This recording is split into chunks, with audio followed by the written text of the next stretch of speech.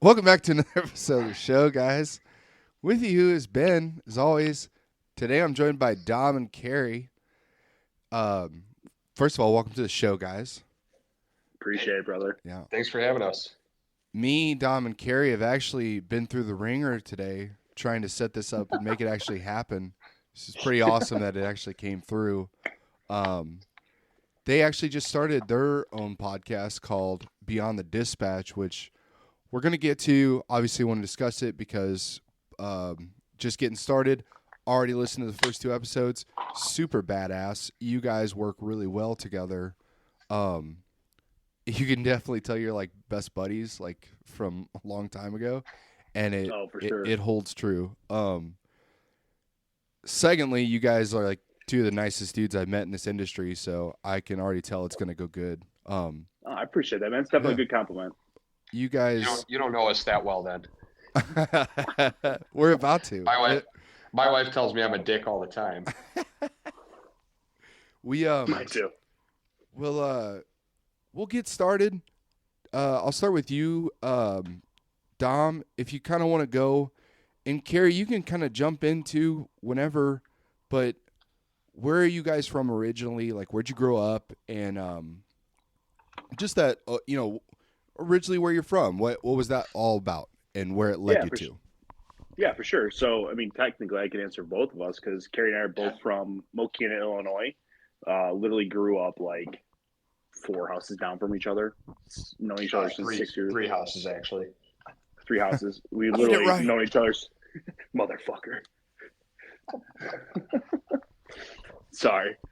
But yeah, so we literally grew up since like 6 years old. Like I've known this kid.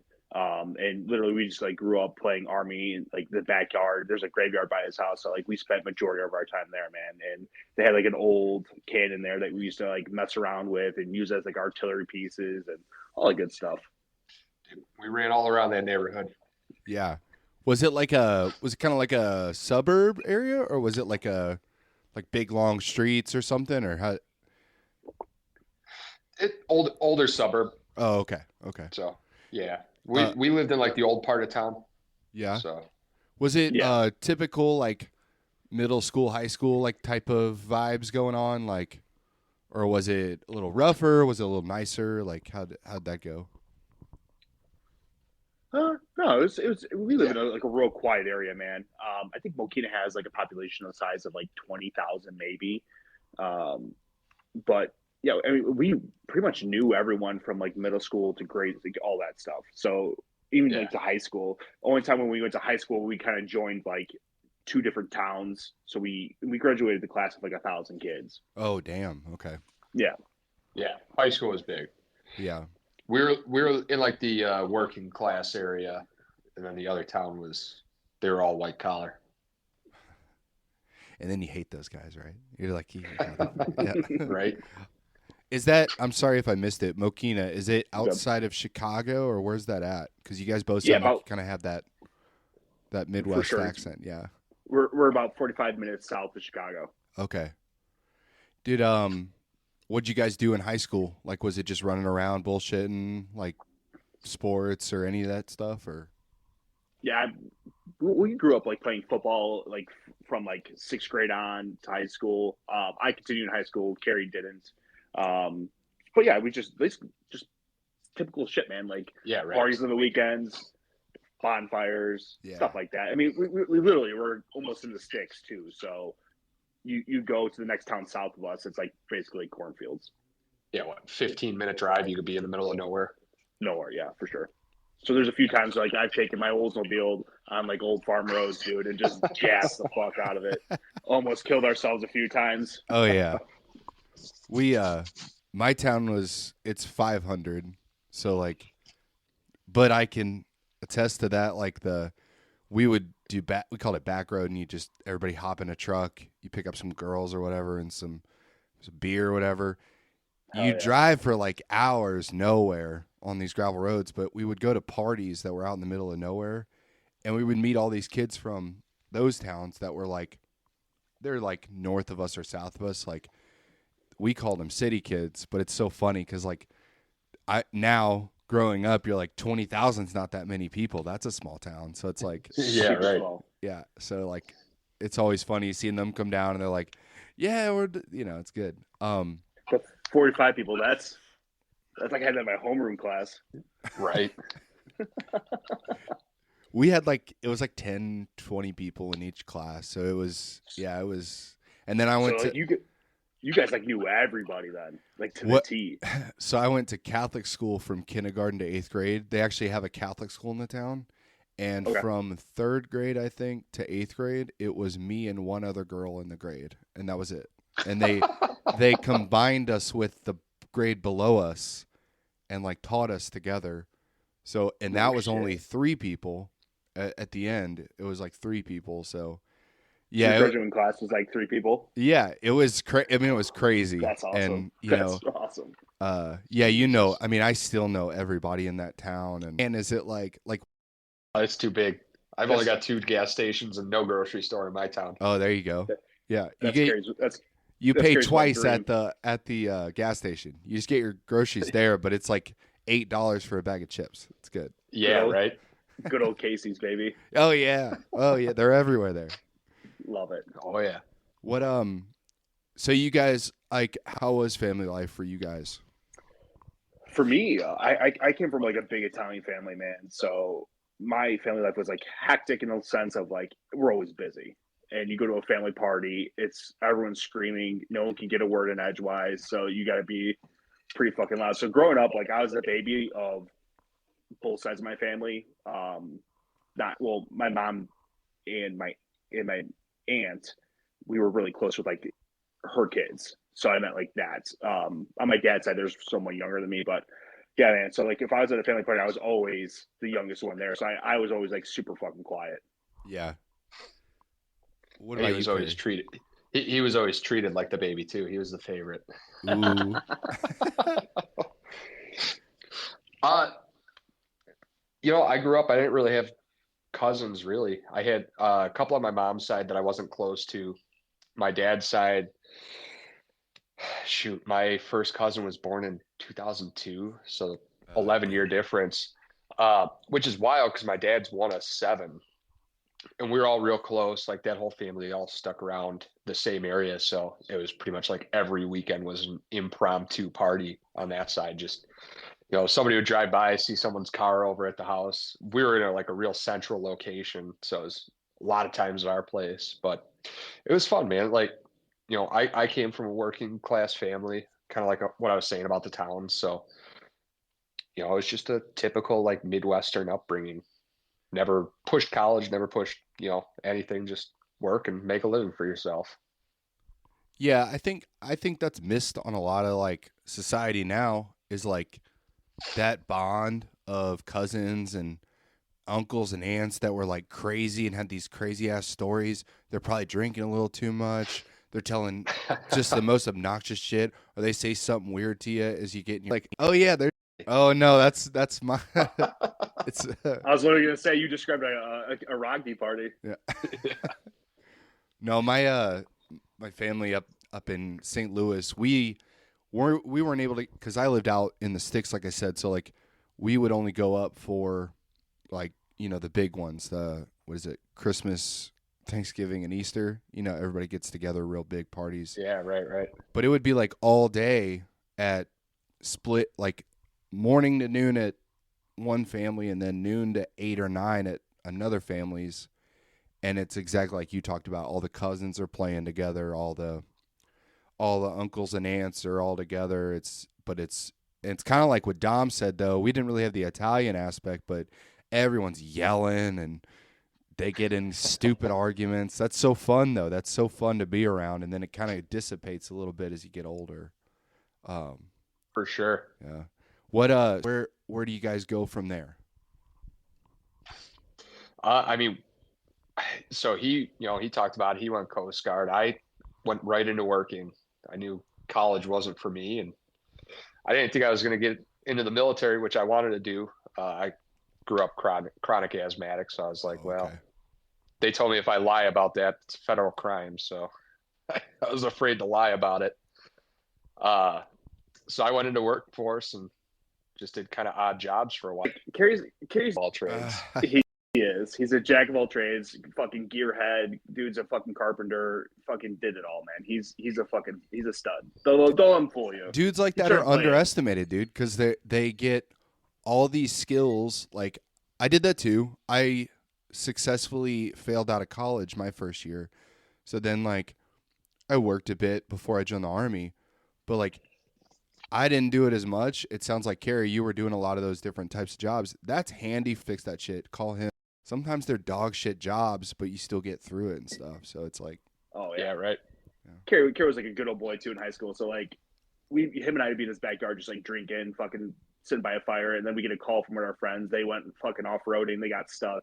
So Carey and I just jump in his fucking old Silverado. Was it a Silverado? No, it was a S10. No, it was a '79 C10. Hell yeah! My best friend had a C10 like that. Yeah. Yeah, bro. It's the single cab. It's huge though. Yeah. Oh, so I had the day cab with the short bed. So. Oh yeah. 350. It was only 2-wheel drive, but man, that truck, she can get around. Oh yeah. Bright fucking yellow, dude. Anytime we ever did anything in that fucking truck, they knew who it was. Hell yeah. Oh yeah. Loud and yellow. Yeah, so they would call us, and him and I were just like, nah, fuck it, let's go. We jump in the truck, grab some chains, and start pulling people out of the fucking ditch and shit. It was great fucking shit. He'd spin his fucking tires. You just fucking smell burning rubber. Yep. Fuck yeah. You know, you said I couldn't keep that track, and most people on here, they probably haven't listened to it yet. So you got out and you immediately went to the Coast Guard, or how'd that work? No.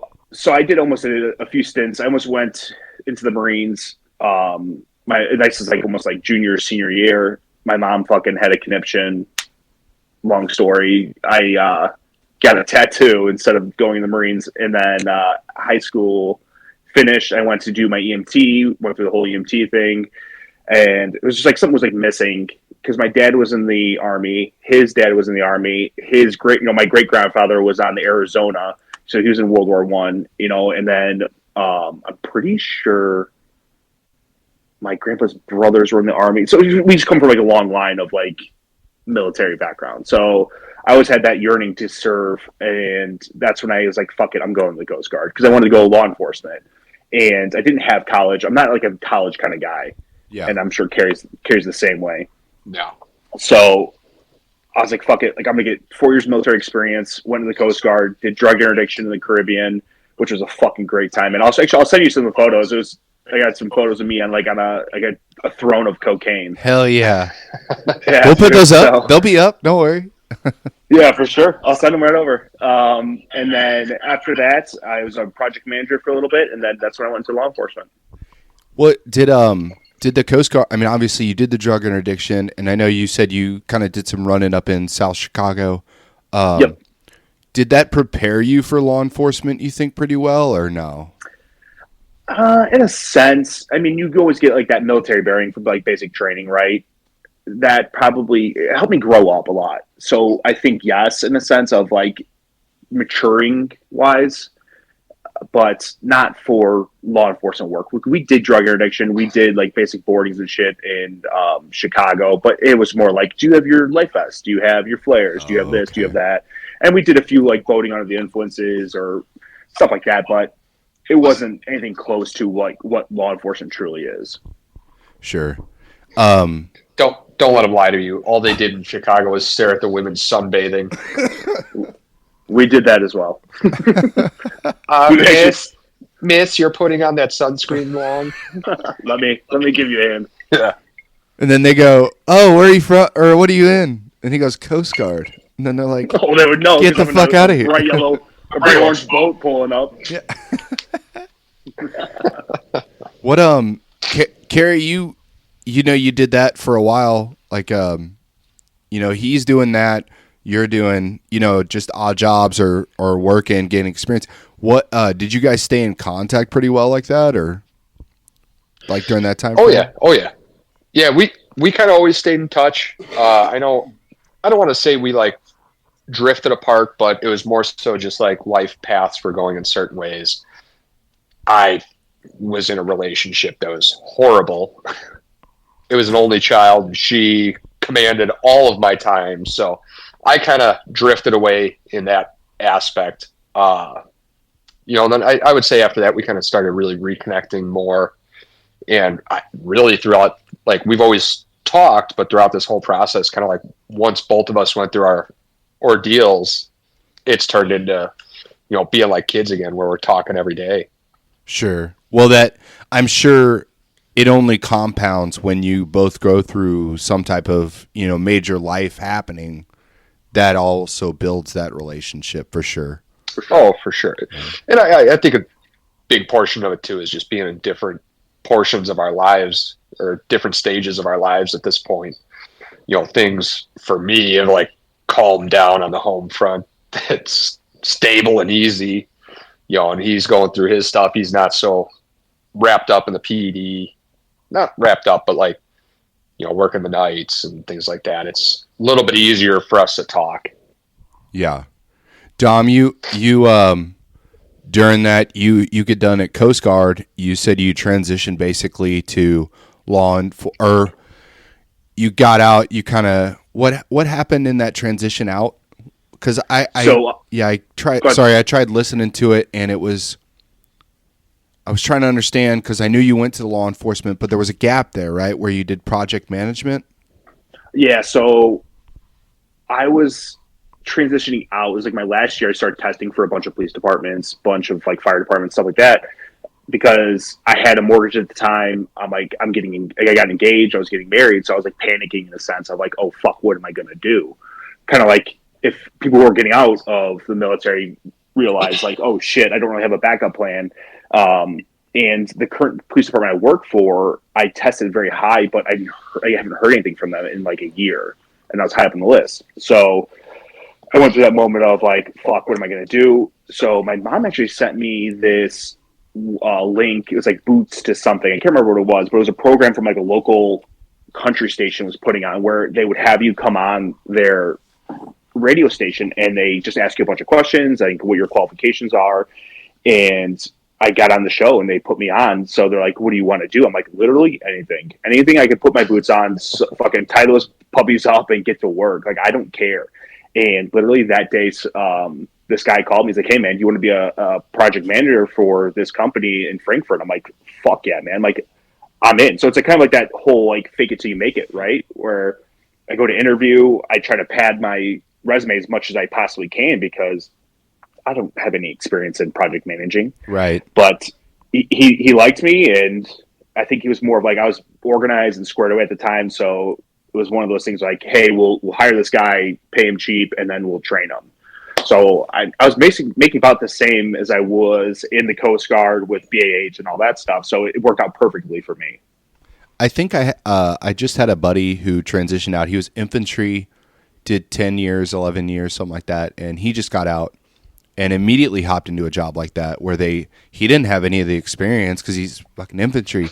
They paid for him to go to project management, professional stuff, but he also, they just put him on projects, and they're like, you obviously know how to like just take care of shit. That's all you got to do half the time. So just be squared away, right? Just be organized, be squared away. I think they like that. I think they like that military mindset where you don't shy away from when things hit the fan.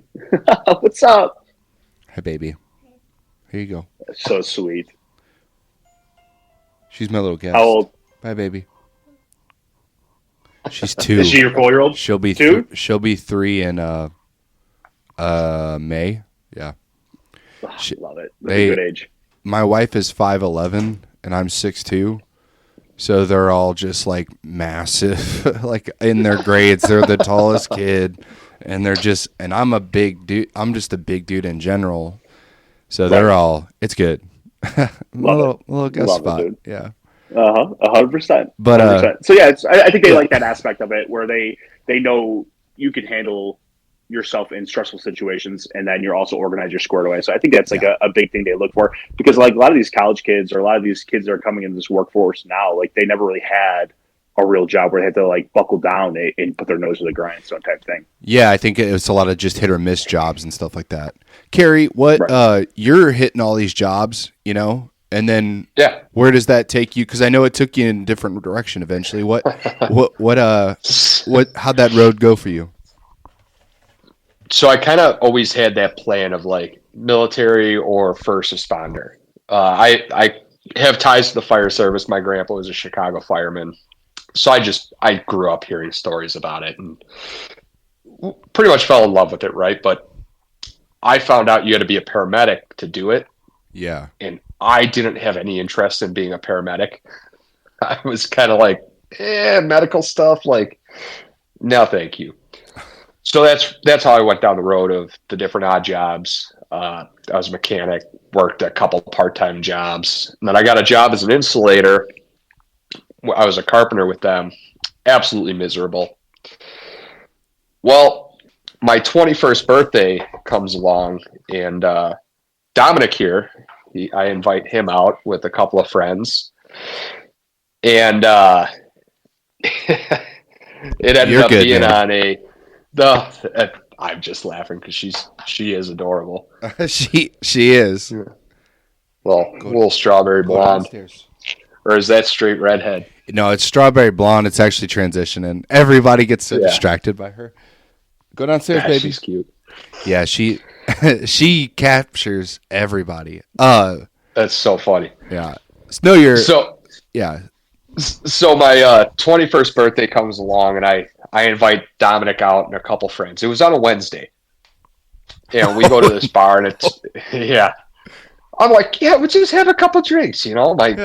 My uncle bought me like a 30 rack of PBR, so I was already starting with that. And Oh Lord. we go out, and it was what was it, $3 you call it that night? Yeah. And unbeknownst to me, Dominic invited a bunch of people up. So I had a lot of people buying me shots Hell and yeah. just other stuff. Needless to say, I got completely hammered, threw up in a patio heater in the back of this place. Had a buddy drive me home, forced me to drink red Gatorade, which I puked all over the white tile bathroom floor, and didn't wake up until about 3 p.m. the next day. I never called in. I intended to go to work. I did not. Sure. And I got fired. Oh fuck. Yeah. So fast forward a couple months, I got a job at a private ambulance driving wheelchair vans, and they were offering EMT classes. I was trying to get into the military at this point because I said, I'm just going to lie about asthma. Yeah. As everyone does. Yeah, right. So I was going down that route. I ended up not working out with the military. It was through Obama's, where he was cutting the military, so recruitment numbers were super low.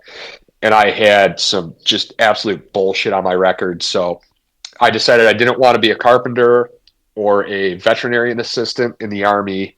And I tried the Navy. They wouldn't give me a waiver. So at that point, I was already in EMT school, and I said, that's it, my mind's set. I've actually fallen in love with the medical stuff. I'm going to pursue this. So did that, got my medic. Absolutely hated working for a private ambulance. So I called up my buddy that was a foreman, said, hey, did that for a couple of years and continued testing for fire departments, finally got hired in 2019. I guess 2018, I got hired part-time, and then 2019, I got hired full-time. Okay. And then I did that for 3 years before I hurt my back, and that was all she wrote. Now it's on to the next chapter. Yeah. So drinking with me got you into the fire service, huh? Pretty much. Basically, You're yeah. welcome. You're welcome. Yeah. You're welcome. Yeah. I'll go, Carey. I want to cover that first because it's kind of fresh. What? So you said your back injury. What happened exactly, if you don't mind? Do I have to talk about it? No. Dude, it's so stupid. I was on an ambulance run. I was in the back on paper. It was just a run-of-the-mill chest pain. We were en route to the hospital. We had to drive a far way to the hospital. I mean, far for out here. But we had a bit of a drive to the hospital, and usually you get some report stuff done. So I was sitting in the captain's chair, typing my report, and we hit a dip in the road. Oh, damn. And that was it. We hit it doing 50. So I kind of like felt myself unload from the seat and slam back down into the seat, kind of like when you're doing like going over tracks real fast. Yeah. And it was like instant fire up my back and down my leg, and Oh it just shit. herniated a disc. Yeah, just something that's stupid and simple. Herniated a disc. It's crazy something like that though can cause that much, you know. But I know what you're talking about, especially that's a lot of compression coming down. I mean, that's crazy. I don't know. The only thing I could think is, my posture was probably goofy because I was working on my paperwork. I don't know. I hate telling it because it's like I wish I had a better story. Like, oh yeah, I was pulling a kid out of a fire and fell down a ladder. Like, but no, it's just this an ambulance run, which is where almost all injuries happen. Dude, I'll tell you this much: like they do like the VA compensation, right? People, at least you're not faking it, right? Like that shit truly happened. There's so many people out there that like they do 2 years and then they get 80 to 100% because they say the Army destroyed them with no deployments or anything. And they're truly like just sitting around all day, but then magically they're in terrible pain all day, every day. So right. Don't discredit yourself for that, man. Like you're just doing your job. I've got the 2 surgeries to prove it, so I got something. Exactly. Damn. He did also fall off a roof. Well, that could cause a lot of shit too, Carey. Damn. Oh, that happened a year prior. Oh, okay. Either way. Yeah, it was during a dirty training evolution, fell fucking right up. Got top rung, dude. Guy at the bottom wasn't holding his fucking ladder properly and went all the way down. You know, and that could have triggered something too. It may not have been the crack, but it may have been the start of a crack, which I don't know. Sucks. Fuck, man. Picking up kids' toys off the ground sometimes you can blow out your back. Dude, I picked my daughter up one day, like that 2-year-old. I picked her up to take her upstairs, and I went, oh, and I set her back down because it just, you never know when it's going to hit. I felt that before. We were like, no, not again.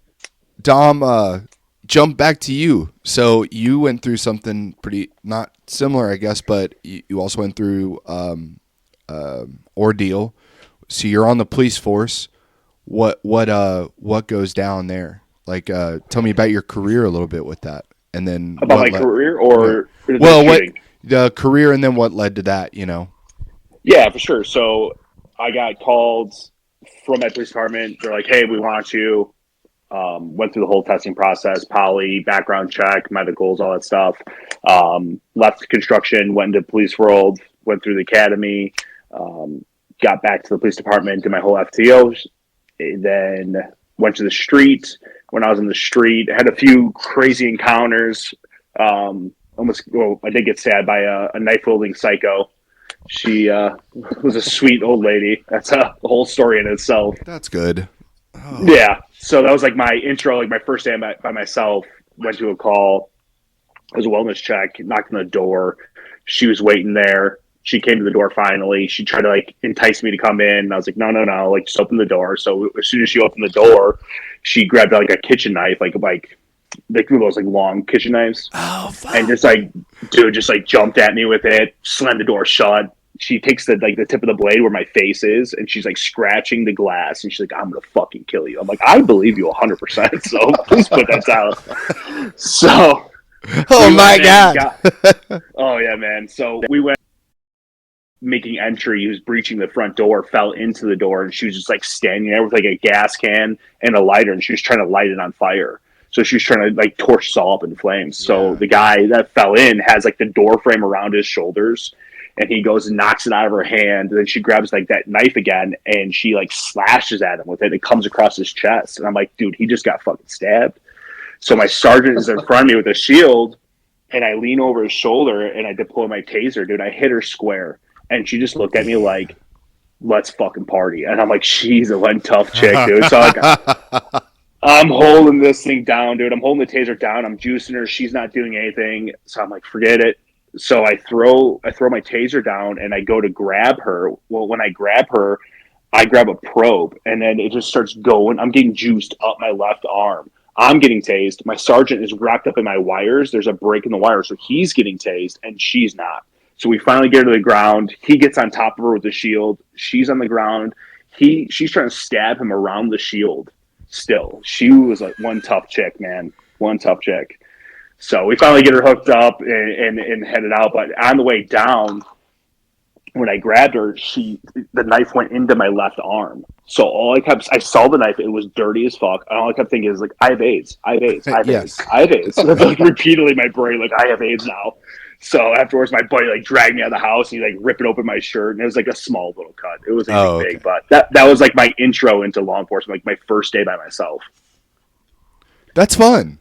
That sounds Great like time. a great Great trip. time. Jesus Christ. Yeah. So after that, I had a bunch of great calls.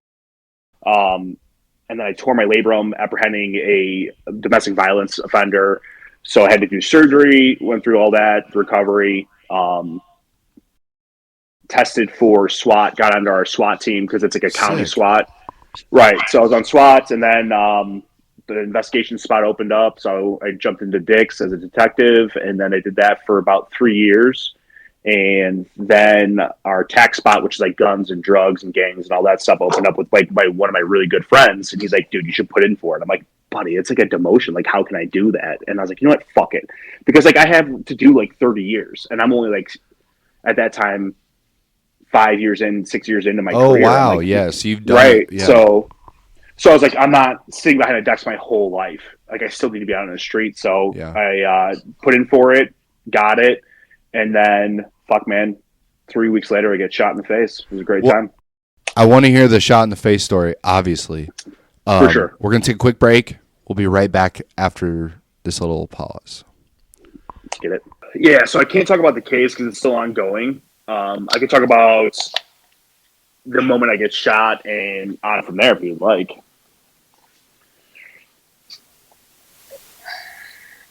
For sure. So Long story short, he sucks at dodging bullets. really bad. I know. Dude, I watched a shit ton of dodgeball. I ducked, I dived, I dodged, and it didn't really work out. Next time I gotta run like this. So, all right, where do we begin? Let's talk about it. So, last thing I remember, I was like sprinting down a sidewalk, and everything just goes black. And I just remember kind of like, if you've ever been choked out, this is the best way I can really explain it to you. Is if you've ever been like choked out or knocked out or anything like that, you kind of like are in that dream state. Does that make sense? So everything's still black, and I'm like in this dream state, and all I kept like is a sensation of like just like blood or like kind of like a snot like rolling down your throat like constantly. You're just like choking on it. So I woke up like drowning in my own blood, and all I kept thinking is, grab your gun, get your fucking gun. And all I hear is my partner Jimmy fucking grab me and starts dragging me. And I can feel like my arm like being like dragged, and like my hand, like I don't know if I'm imagining it or if that's how it really happened, but I feel like my hand like let go of my gun. And I kept saying like, get my gun. But all I heard was, or I'm sure, or he heard when I listened to the body cam, it was just like gargled like, so, so he's like, you're good. I got you. You're good. He starts ripping my vest off, asking me where I'm hit. I'm like, dude, I don't fucking know. All I kept thinking is like, flip me over. I can't breathe. Flip me over because I'm on my back. I'm like, flip me over. I can't breathe. I want to clear my airway. So when he finally does, I'm flipped over. I go on my hands in the street, and I just blood just dripping out of my mouth like a faucet. And all I kept thinking to myself is, fuck, this isn't good. This isn't fucking good. And yeah, right. So then all I heard was Jimmy like, get the fucking car. And then the other officer runs, grabs the car, pulls up in a Honda Civic because he can't find our car keys. He can't find our squad keys. He can't find the other guy is still chasing after the suspect or offender. And he just picks me up and they just throw me in this small ass Honda Civic. And I'm kind of like you, dude. Like I'm 6'1". I was 240 pounds at the time. My partner, he's like 6'3", 6'4", 260. We're two big dudes, and we're in the back of this Honda Civic, and we just take off down the fucking road, man. Damn. And we're still hanging out of the back of the fucking Honda. He's trying to fucking find out where, he's trying to do first aid. He's trying to find out where I'm hit. He's trying to communicate with me, and I'm kind of like drifting in and out of consciousness at this time. And all I kept thinking to myself at that point, because I know I'm losing blood and I know I'm in bad shape, and all I kept thinking about was, you got to keep fucking breathing. You got to keep fucking breathing. Yeah. You got to keep breathing for your fucking kid. And all I kept thinking about was my son, Luca. And I remember like putting my hand up on the window and like smearing it down because like I'm just trying to fucking focus. And that's when I hear Jimmy fucking yell, "Go fucking faster!" And he just flips open. All you hear is like a snap of a knife, right? Yeah. Like, that distinctive snap. Yeah. And I'm like, oh fuck, this dude's gonna cut me. He just starts cutting like my clothes off. Oh, okay. And dude, when I tell you we're going like 100 miles an hour, we're going like 100 miles an hour. And he sees my back, like he assesses and sees it's just like a little weep hole out of my back right shoulder. So what had happened was the bullet went in just underneath my chin, that soft part underneath your tongue. Yeah. Just missed my chin bone, went in through my throat, hit my hyoid bone. It hit my C5, fractured my C5, severed my vertebral artery on the right side, and then exit out the top of my right shoulder over here. So what a weird shot. Oh man, I got lucky too. It had to have been a ball, because if it was a hollow point, I would have been fucked. Yeah, yeah. So we almost died literally like 5 times on the way to the hospital. We almost get T-boned by, first we're hanging out of the car. We almost get T-boned by a fucking semi-truck. And then on the way to the hospital, there's like a slight turn in the road. And if you hit it too fucking fast, you'll fly off the road and into a pond. So we almost do that. Fucking finally get there, dude. Jimmy runs around. He's screaming, "Get the fucking stretcher, get the fucking stretcher." Because all there is like a small nurse, like 5'1", soaking wet, maybe 195 pounds. And there's no way she's dragging my big ass into the hospital, dude. Right. So he opens the door, and as soon as he opens the door, dude, I face plant, boom, straight into the fucking ambulance bay. And that's the only time when I actually spoke clearly. He's like, "Hey," he's like, "Dom, how you doing, buddy? How you doing?" And I'm like, "Living the fucking dream, Jimmy. Just living the dream." Of course. So they finally get me up on the stretcher, and then they bring me into the operating room. And I went to a drug conference like a month before, and we heard from the St. Louis guy, the copper who had gotten into a shooting, got shot in the leg. He did a guest speak, and he got shot. And when he brought him to the hospital, he made a fucking wisecrack of like, "Oh, don't worry, ladies. Usually I'm not this small. It's just the loss of blood." So like that was like going through my mind, because that's like my type of sense of humor. Yeah. So I tried to like say it, but I'm just like gargling in my fucking blood. Jesus. Yeah, dude. All I heard is like, get us. We need blood stat. Give me O negative right now. And I'm thinking to myself, oh fuck, dude, I'm O positive. Don't give me O positive or O negative. But later on, I'm like, I realized my universal. Yeah, universal, right? Yeah. But my mind, I'm fucking. I can't even string a sentence together. So, but yeah, then I blacked out, and then I woke up in the hospital with I was intubated. And they woke me up to see like how I was responding, and my mom's there, my wife's there, and they're talking to me, and they're like, "Are you okay? Are you okay?" And all I kept saying is, "Get this out of my fucking throat." So I kept saying, I was like, "Get." Yeah. Because I couldn't. It was like very restricting, and I was like, "I can't breathe. I can't breathe." And I went to sleep not being able to breathe. I woke up not being able to breathe. So it was kind of like a total fake out moment. So yeah, man. So it was a long road after that, dude. So they woke me back up. They took out the tube, and I just projectile vomited blood everywhere. Everywhere. And dude, they had me hyped up on so much fucking drugs, ketamine, all that stuff. I was like on another planet, man. So yeah, that was the start of my long recovery. Yeah. Carey, did you hear about this like pretty quickly, or was it like kind of a while before it got brought up to you? Yeah, actually, so I woke up to get the kids ready. I had physical therapy that day. I was in the middle of work hardening, trying to get back to the job. Yeah. And I woke up, and I had a text from a mutual friend of ours that we also grew up with. And he's like, "Hey, I just saw on Facebook there was a cop shot in Romeoville." He's like, "Have you heard from Dominic?" I'm like, "Fuck, like, no, I don't talk to him every day. Like, we talk pretty frequently, but I haven't heard from him this morning." So I'm like, "Well, last I heard, he was like still doing the detective side. He was thinking about going to tax side. It was overnight. It shouldn't be him. So I'll send him a text. So I shot him a text, and it was very much so like, hey, heard a Romeoville cop got shot. Like, you guys doing okay? Never thinking it was him. Yeah. And I kind of went out with my morning, didn't hear anything, and I was trying to find more information on it. Couldn't find anything. And it got to a point where I was like, all right, like she should have responded at this point. Something's up. So I was talking to my wife, and she's like, just shoot his wife a message, And I'm like, shit, I don't have her number. So I looked her up on social media, I think it was, or maybe she was in my phone, I can't remember. And I shot her a message, and I'm like, hey, like, haven't heard from Dom. Kind of getting concerned. Is everything all right? And I didn't hear anything from her, and that's when I was like, okay, like maybe it was him. Yeah. So she ended up texting me like a couple hours later or whatever, and she's like, hey, it was Dom. He's alive. He's intubated. We don't know what his status was. And my heart just fucking sank. Yeah. Because like, you can't even fathom that, It's like, no, it's your best. Yeah, it's one of your yeah, best friends. You're like, what the hell?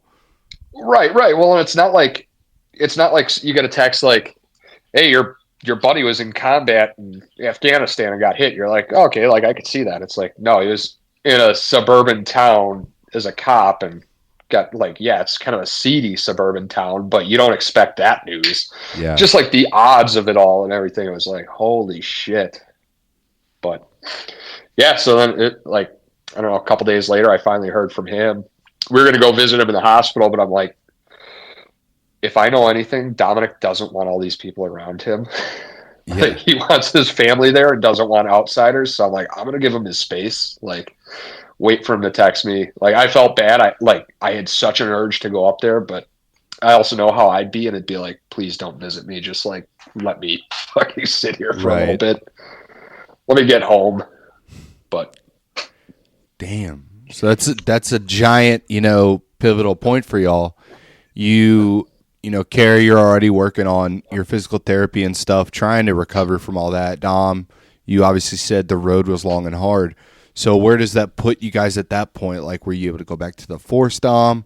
Carey, I know you at that point. Are you not able to return to the department? I mean, for me, it wasn't long after that we found out I still had all sorts of nerve issues with my back. So, my road started to take that turn at that point. And I know Dominic and I had quite a few conversations about what road he was going to take, once he was not intubated and able to talk again. When he had a tube out of his mouth. Yeah. Yeah. How'd you lead to your decisions after that, Dom? What kind of led you to, or where did it take you? Yeah, man. So when I talked to the doctors, they told me they'll never be able to reattach the vertebral artery to the right side of my brain. So that's always going to be a deficit. So I'm at a greater risk for stroke and heart attack now, which is always something you want to hear at 33 years old. Yeah. 32 at the time. But yeah, man, it was a tough pill to swallow. I always fully intended on coming back. And I kept telling everyone in the hospital, like, I'm fucking coming back. Like, don't count me out. Like, I'm coming back. I didn't know the status of my right arm. I know I had nerve damage to my right arm because the bullet hit the brachial plexus of my right shoulder, which controls the nerve bundle that controls my right arm. So I couldn't even lift my hand above my head. And I literally, for months, I had to like pick up my arm just to put it on the table, dude. So I didn't know the damage. They wanted to wait for all the swelling and trauma down in my neck before they can make an assessment. I got hooked up with this surgeon out of Northwestern Illinois, Chicago, phenomenal, Dr. Ko. He's probably one of the best in the country. Yeah. I did a consultation with him, talked to him, and he's like, all right, this is what we're going to do. He's like, we're going to take the nerve from your lat. We're going to take the nerve from your tricep, one of your triceps. We're going to take the nerve possibly from one of your forearm muscles, and we're going to reattach it to your deltoid. If your nerve root, because when they did an MRI, the nerve root was so cloudy, they couldn't see, they thought it was badly damaged. They were going to take a nerve from my leg and then reinforce it to my neck. So when they take the nerve, your muscle just dies. So I'm thinking to myself, fuck, man, like I'm never going to be able to use my right arm again. I'm going to look disfigured because you could tell, especially if you start to like work out again, lift weights, there's definitely noticeable things that go on. So when I left the hospital, I looked like Skeletor on my right side. My left arm was still kind of like beefy, and my right shoulder just like my shoulder socket. You could see all the bones in my shoulder, all the bones in my fucking back. All that stuff was disgusting. So it really plays on your psyche, and it really fucked me up. And that's all I kept thinking is like, I'm going to be fucked up for the rest of my life. And at that point, I decided I'm no longer playing the fucking victim. I'm not doing this victim mentality bullshit, and I'm going to get after it. So whatever it takes is what I'm going to do. So when the doctor, I told the doctor, I'm like, hey, do what you have to do, but please don't take my lat, because the lat's like it's such a massive muscle. I'm going to look disproportionate, and it was like fucking with my mind. So he did a nerve exploration of my C5, and he saw that it was just caked in scar tissue. So he told me, he's like, this is what we're going to do. We're going to see if we can get by with just taking your tricep and nothing else, and then we'll go from there. I'm like, listen, dude, you're a fucking expert. You know what you're doing. Do what you got to do. So he's like, this should be like a 5-hour surgery. Well, it took 10 hours. So he went in, cut me open, cut the scaling muscle in my neck permanently. It will never be back. He cut my pec minor to open up the flow, open a pathway in my forearm and my elbow, and noticed that the C5 root was actually not in that bad of damage. So he left it, and all he did was took a portion of my tricep, and you'll be able to see it compared to my left arm. But so there's a portion of my tricep missing, and he took it and rewired it to my deltoid. So they cut me from here all the way down to my elbow. Yep, just to do the nerve transfer. And put that in, yeah. Damn. So yeah, so he saved my lat, he saved the muscle in my forearm, he saved the muscle in my leg. And then after the surgery, this dude flew out to Korea to give a conference in South Korea. Like that's how like well known this guy is, and he's doing like studies now to this day of his nerve transfers. So after the surgery, he's like, go nuts. He's like, go to the gym, go nuts. He's like, don't go crazy with it, but like, get after it. And I took that as a personal challenge. And then I would go to the gym for 2 hours a day and then go to physical therapy right after and be there for another hour. I would just started grinding it out. And I didn't give myself a chance to like feel sorry for myself. I didn't give myself a chance to be like, woe's me or anything like that. And I just buckled down, man. And I started building my shoulder back. And I went from like 6 pounds to 7 pounds to 10 pounds. I was literally doing bench with like a 65 pound in my left hand. And I would do like a 20 pound in my right hand. And I was just like working it out nonstop. And I'm probably at maybe 85% strength in my right shoulder. I literally did not expect that to happen. So it was a long, grueling road, man. And I'm still kind of just starting to get back. I still get nerve pain all the time in my right arm. But I came to the realization of going to the doctor, the stroke neurologist, and he's like, hey, man, he's like, don't go to any chiropractors. Don't go on any roller coasters, because if you do, he's like, there's a really good chance you could have a stroke and die. So I'm like, all right, doc, well, how's this going to play with me going back to full duty? I'm like, what if I'm in a pursuit and I get T-boned? He's like, well, you could have a stroke. I'm like, all right, well, what if I'm like fighting with a suspect again and he grabs me around the neck and cuts off the left side of my brain? He's like, you could have a stroke and die. So like what you're saying is I need to step away. He's like, right. And my wife was with me, and that's basically what it was. And I went through a whole like depression period with that, man, where it's like, what do you do? Do you risk it and get the doctor to try and sign off on it? And I was like, hey, maybe this is like a sign that I need to step away for good. And that's when I made the decision and put my paperwork in a year later. Good. I mean, not good, but at least you were able to recognize that and take care of it. Right. Yeah. Right.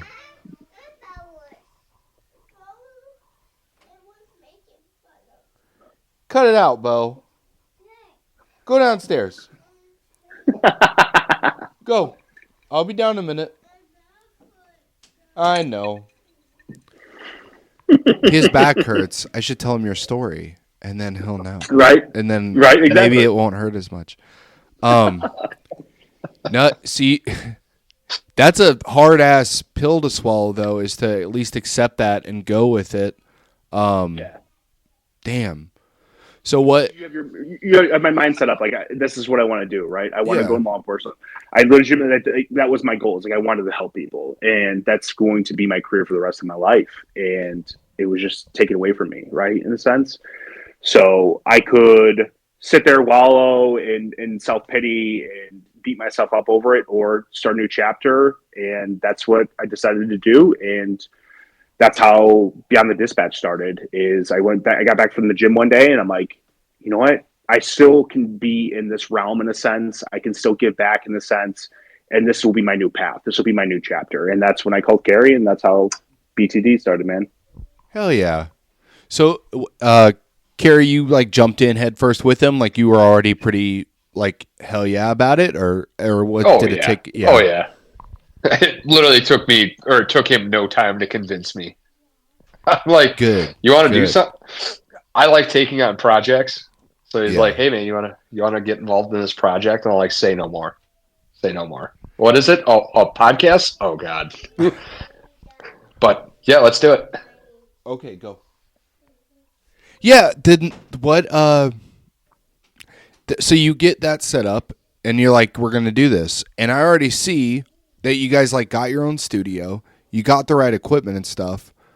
Where do you see you guys selves going with it? Like, you're focusing on law enforcement and fire department, like basically first responder types, and then you're looking like, what's the goal exactly? So, yeah, I mean, realistically, like our whole goal is kind of anybody that's in military first responder, nursing, things along that line that deal with a lot of bullshit that not bullshit, but like a lot of stuff that you don't realize how it affects your lives. A lot of people in like these fields are stuck in this not stuck, but like in this mentality of you swallow it down with a beer. You know, oh, you had a tough day, swallow it down with a beer. Don't talk about it. You're not supposed to talk about it. You're supposed to, always put on that brave face and whatnot. And you don't realize how much of yourself you lose over years of doing it until it's too late. You know, we got partnered up with real early on. We got partnered up with this QRF Up organization, and they kind of did like a little presentation for us to like show us what they're about. And we like me personally, I didn't realize the extent of like numbers of suicides amongst military, fire, police. 1 second, Carey. Damn it. No, you're good. You're good. Family first, buddy. Yeah, honey.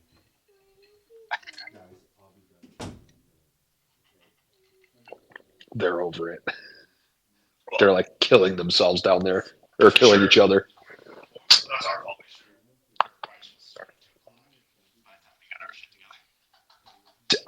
I don't get it. I don't get it. We need to hire an IT guy.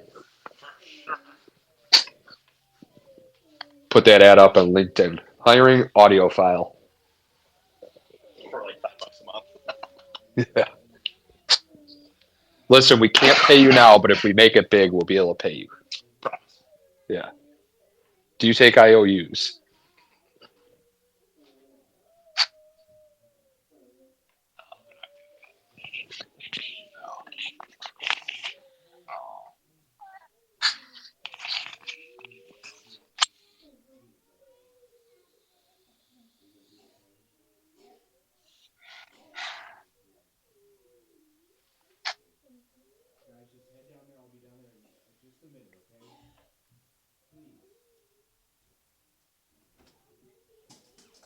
Yeah, your turn on the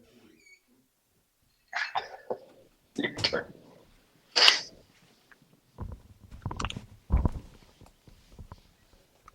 Sorry about that, brother. I'm so sorry. No, that's our fault. Yeah, No, you don't have to apologize for anything. No, they're like losing it. We held you up for about an hour Yeah. plus. Yeah.